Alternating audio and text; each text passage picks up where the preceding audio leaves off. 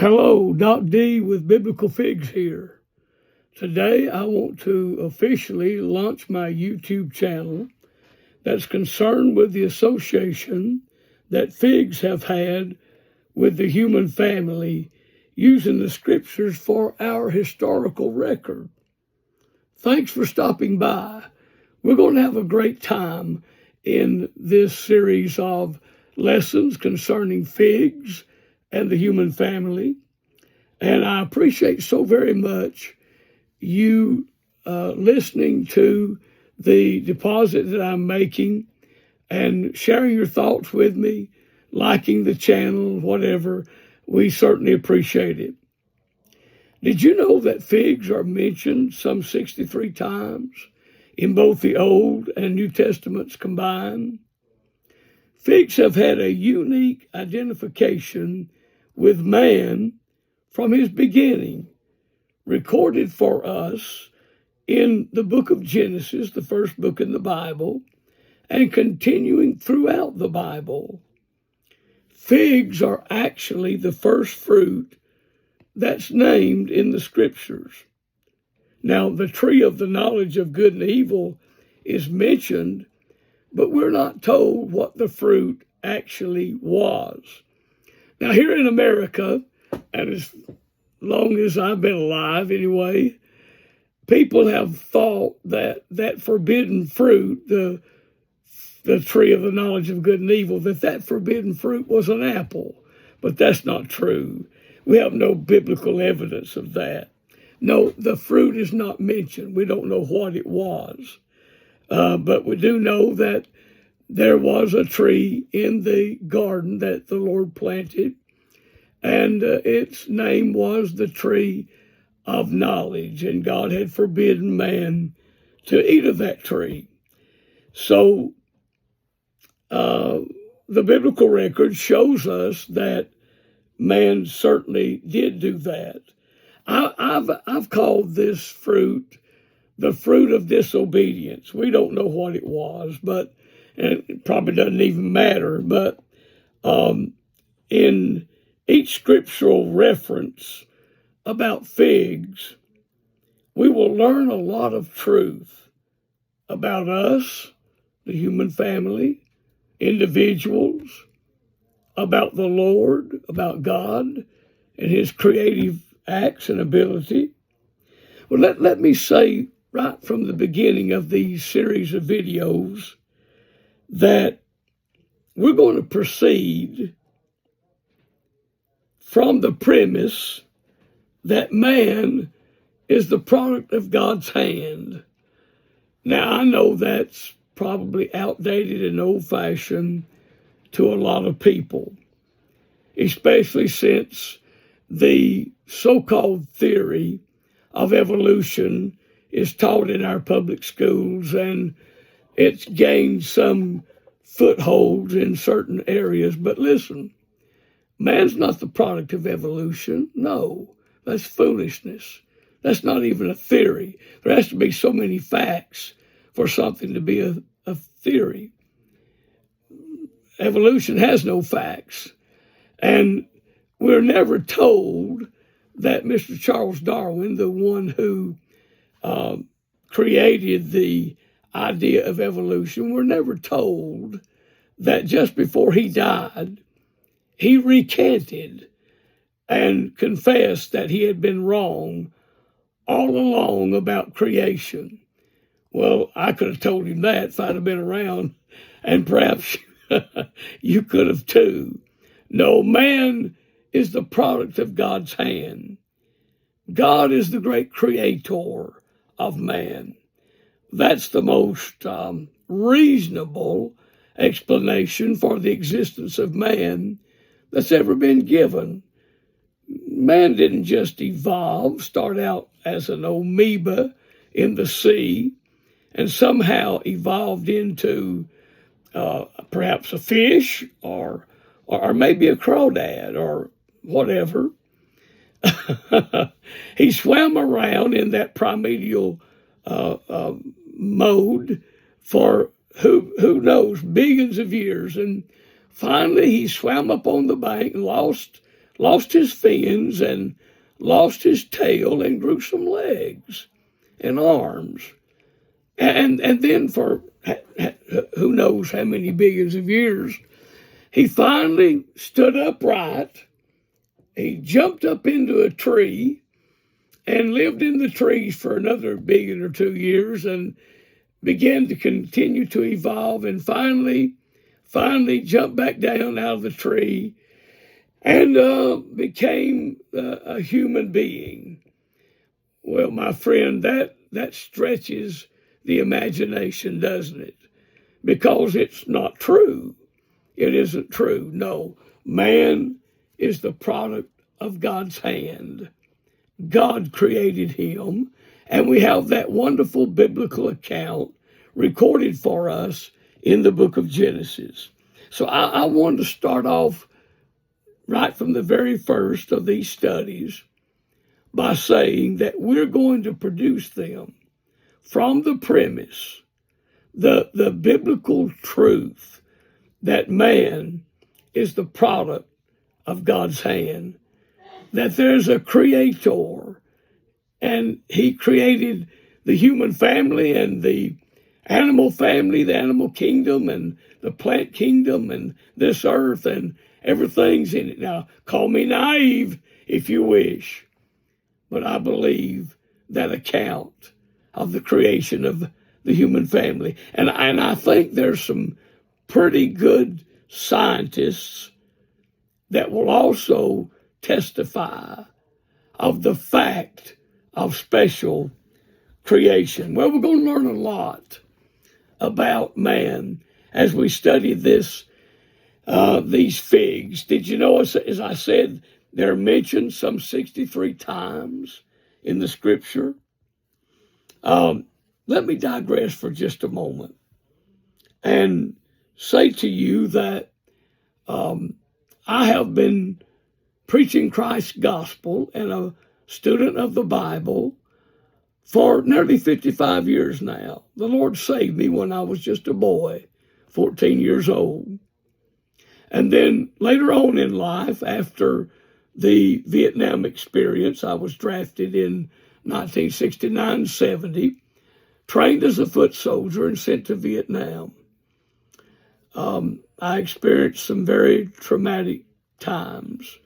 But that's not what this series of studies is about. But when I came back from the Vietnam tour, I was a case-hardened young man. Went away, perhaps a boy, 19 years old, but came back a case-hardened soldier who had no regard for life whatsoever, no real intention of ever serving God, full of hatred, and really unfit to come back into society. But I'm glad to announce that back then, 55, 56 years ago, 57 years now actually, the Lord had a servant who prayed for me and loved me back to Christ. It wasn't long after my surrender back to him that he called me into the ministry to preach his gospel.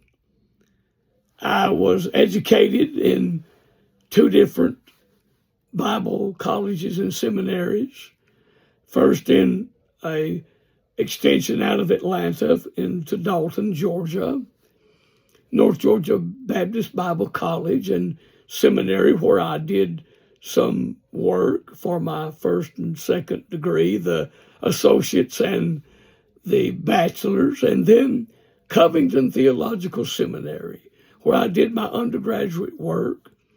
I graduated with 3 doctoral degrees, the D-Min. That's the first degree that most preachers get if they have higher education. And that's a doctor's degree in ministry, learning how to minister to people. Then I went on in special studies and received my THD, that's a doctorate in theology, and that's the study of God. Took me several years of extensive study to earn that degree, along with a 50,000-word thesis in theology. After graduating with that degree, I wanted to complete my education by entering the PhD program, which I did. It took me a total of about 10 years altogether to earn, and all three of the degrees are earned. They're not just given to me. They're not honorary, but they're earned.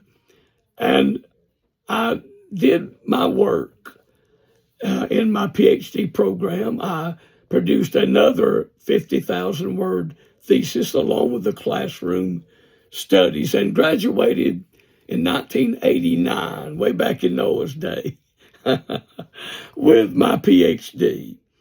I've been serving Christ all these years as the dean of different colleges and seminaries. I've taught in several. I've also taught in universities. And I am fluent in Greek. I've studied Greek extensively for 36 years. I'm the professor of the Greek New Testament and the dean of Gwinnett Hall Baptist Bible College. That's a little bit about myself to let you know where I'm coming from.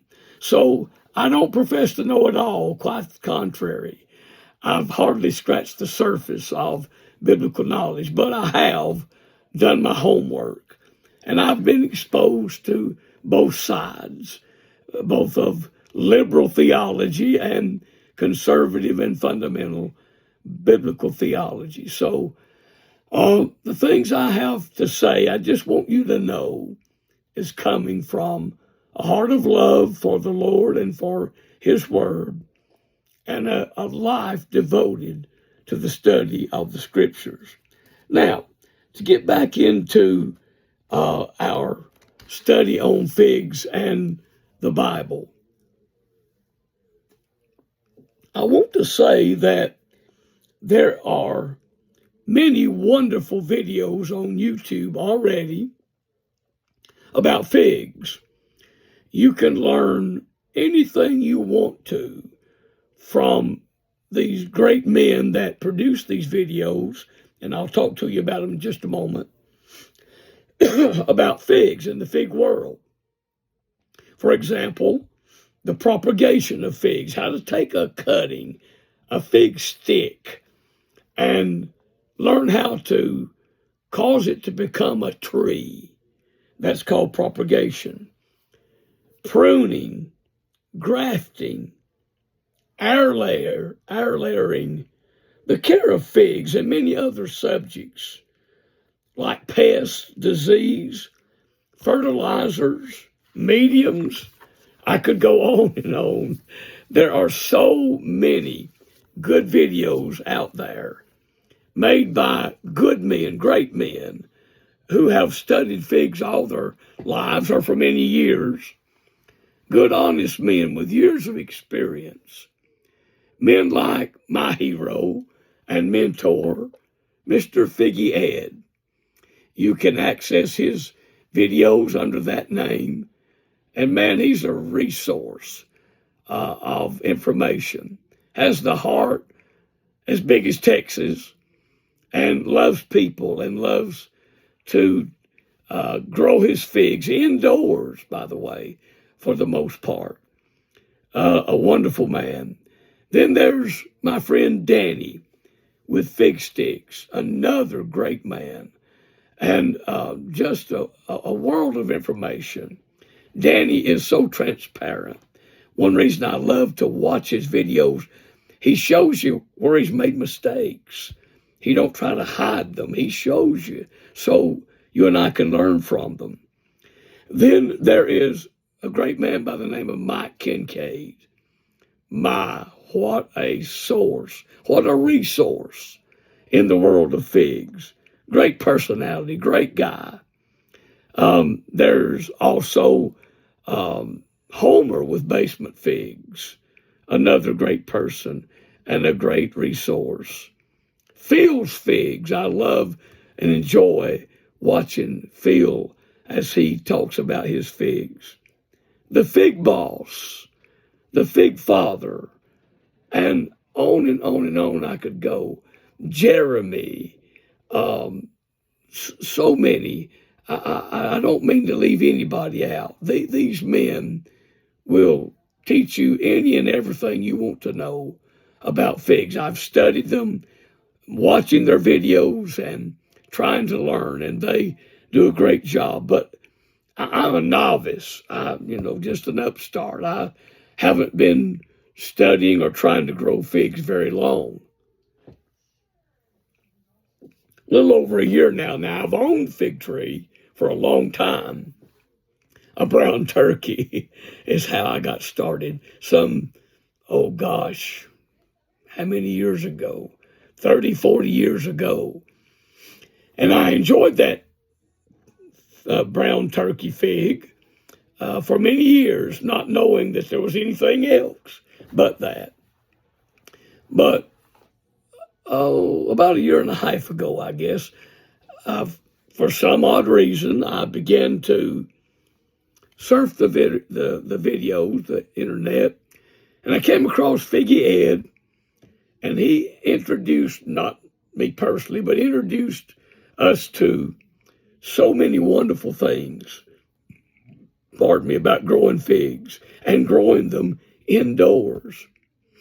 And from him, I learned about all these other great men, and I began to access their videos. And so finally I bought a fig, and then another, and another, and another, and I'm ashamed to tell you, another, and another, and another. I was soundly bitten by the fig bug, and I am just eaten up with fever, the fig bug fever.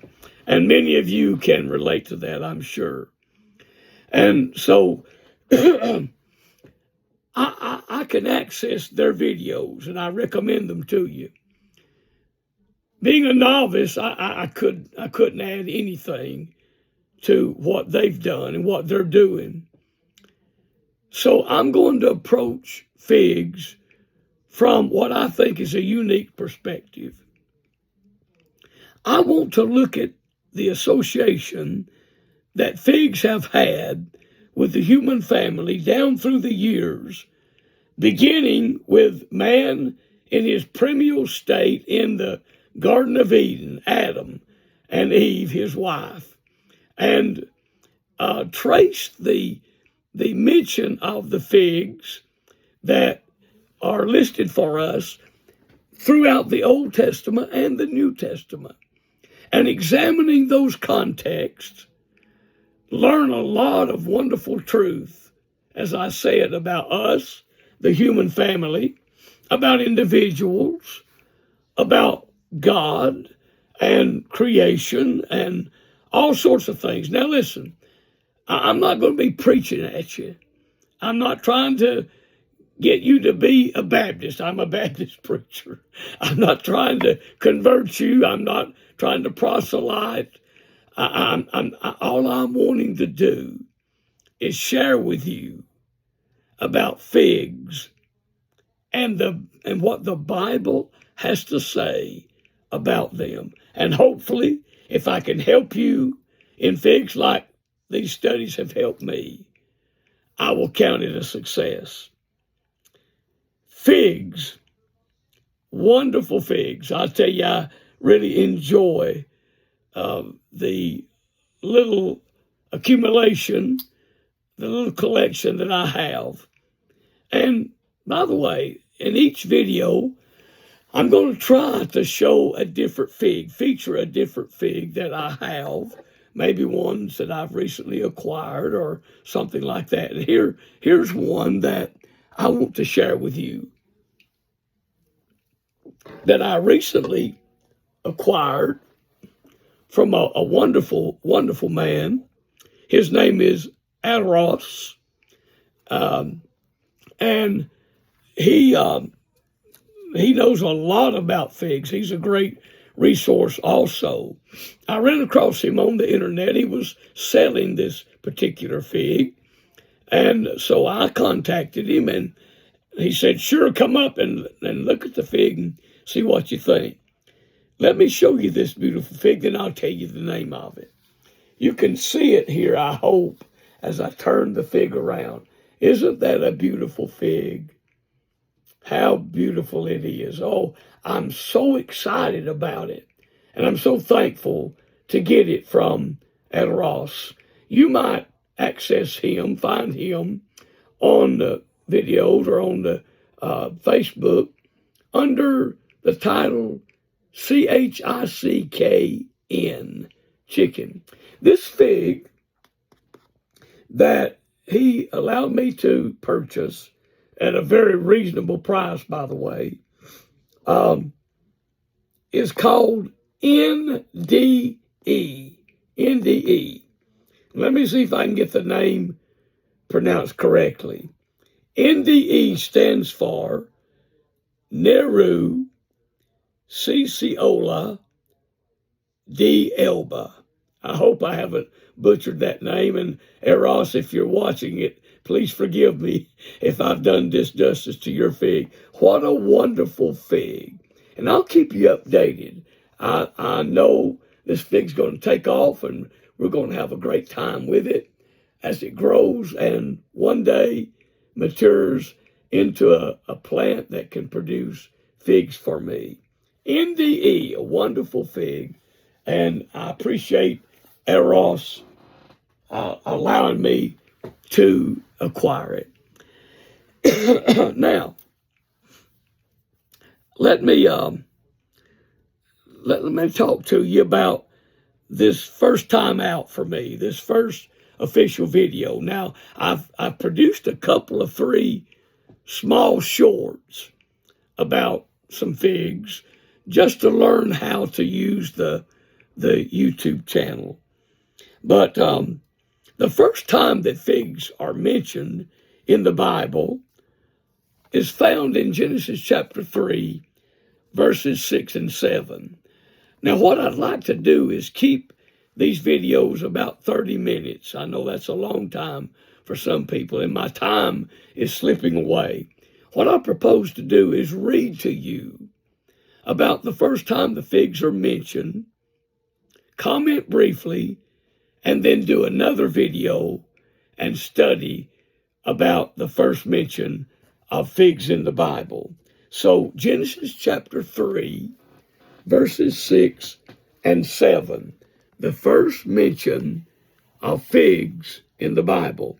Notice what Moses writes in Genesis chapter 3, verse 6. Here's the biblical account of the fall of man. And when the woman saw that the tree was good for food, that is, the tree of the knowledge of good and evil, that forbidden tree that God told them not to eat of, when the woman saw that it was good for food, and that it was pleasant to the eyes, and a tree to be desired to make one wise, she took of the fruit thereof. Now, we don't know what the fruit was. Again, I call it the fruit of disobedience. But she took of that fruit and did eat, and gave also to her husband with her, and he did eat. And the eyes of them both were opened, and they knew that they were naked. Now, here it is. And they sewed fig leaves together and made themselves aprons. So here is the biblical account of the first mention of figs in the Bible. The first mention of figs way back in man's history. Well, I don't know how long, and neither does anybody else. I don't know how long Adam and Eve was in the garden until this event took place. But I can assume in my suppositional mind that they had been there for some time. And I can see little Eve as she's got her little basket on her arm, and she's wandering around in the garden, getting particular fruits off the trees because that was man's diet. and perhaps planning a meal, 2 meals, 3 meals, we don't know, but planning a meal for her and her husband, when all of a sudden she found herself looking at the tree of the knowledge of good and evil. Now, as far as I'm concerned, they were the only 2 people upon the earth. Adam, her husband, was made first. Then, after God created him, he caused a deep sleep to fall upon Adam. He took one of Adam's ribs, made a woman, Eve, and brought her to the man. I don't know how long they were in the garden before this event took place. And I don't know where Adam was actually at when Eve ate the fruit. The Bible says, gave to her husband who was with her, but he could have been off somewhere else, and I think he was. Because you see, God had charged Adam with the responsibility of keeping the garden. That word keep there in the Hebrew language in Genesis means to guard it against an intruder. Now, wait a minute. An intruder? There's only 2 people on the earth at this time, Adam and Eve. Who is God talking about?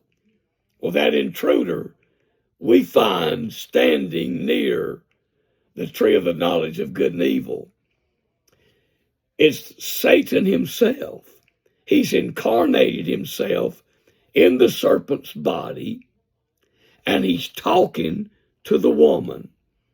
And he questions her, yea, hath God said, you should not eat of the fruit of this tree? And Eve said, well, yes. He said we shouldn't eat it, neither should we touch it. Now, God didn't say that. He didn't say don't touch it. He said don't eat of it. Well, anyway, the devil Satan deceived Eve. She thought she was doing the right thing, according to Paul in the New Testament.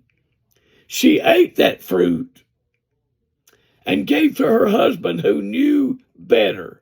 Adam was not deceived. He voluntarily, willingly rebelled and in disobedience said, give me that fruit.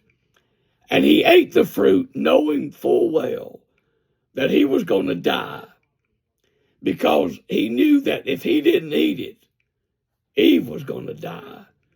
And he would rather die than be without that woman. So here is the event of Adam and Eve. When Adam, not Eve, but Adam, sinned in the garden. Once he sinned, both of their eyes were opened, and they realized that they now had become naked. Now, I don't believe they were naked before the fall. No, I believe they were clothed with the glory of God, probably clothed with light. And I'll have more to say about that later on. But once they sinned, that light left them, and they saw then that they became naked. Here is when they sew the fig leaves together and make themselves a covering, because they were naked and they knew that God was going to come down in the cool of the day and visit with them. So here is man's attempt to make himself fit for the presence of God. Well, I'm going to close right there. I hope you'll tune in the next time to the next video, where we'll discuss about the fig leaves and why they weren't sufficient. There's 4 or 5 things I want to talk to you about. But until then, this is Doc D with Biblical Figs saying thanks for stopping by. And until next time, I'll see you then.